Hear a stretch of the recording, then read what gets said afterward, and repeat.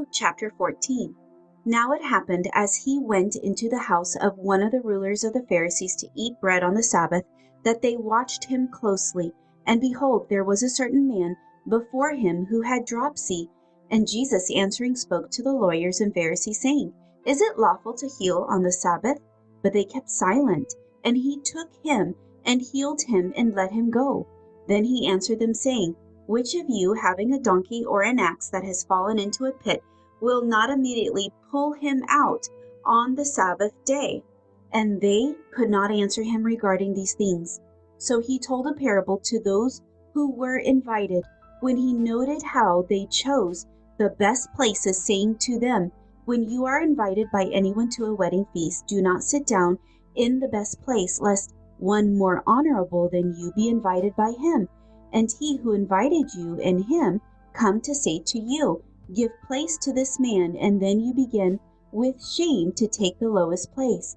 But when you are invited, go and sit down in the lowest place, so that when he who invited you comes, he may say to you, Friend, go up higher.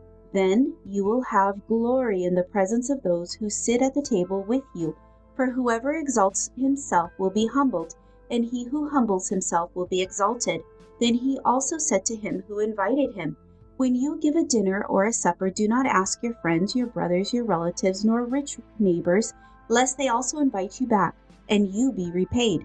But when you give a feast, invite the poor, the maimed, the lame, the blind, and you will be blessed, because they cannot repay you, for you shall be repaid at the resurrection of the just. Now, when one of those who sat at the table with him heard these things, he said to him, Blessed is he who shall eat bread in the kingdom of God. Then he said to him, A certain man gave a great supper and invited many, and sent his servant at supper time to say to those who were invited, Come, for all things are now ready. But they all with one accord began to make excuses. The first said to him, I have bought a piece of ground, and I must go and see it. I ask you to have me excused. And another said, I have bought 5 yoke of oxen, and I am going to test them. I ask you to have me excused. Still another said, I have married a wife, and therefore I cannot come. So that servant came and reported these things to his master. Then the master of the house, being angry, said to his servant, Go out quickly into the streets and lanes of the city, and bring in here the poor and the maimed and the lame and the blind. And the servant said, Master, it is done as you commanded, and still there is room. Then the master said to the servant, Go out into the highways and hedges, and compel them to come in, that my house may be filled. For I say to you that none of those men who were invited shall taste my supper. Now a great multitude went with him, and he turned and said to them, If anyone comes to me and does not hate his father and mother, wife and children, brothers and sisters, yes, his own life also, he cannot be my disciple. And whoever does not bear his cross and come after me cannot be my disciple. For which of you, intending to build a tower, does not sit down first and count the cost, whether he has enough to finish it, lest after he has laid the foundation and is not able to finish, all who see it begin to mock him, saying, This man began to build and was not able to finish.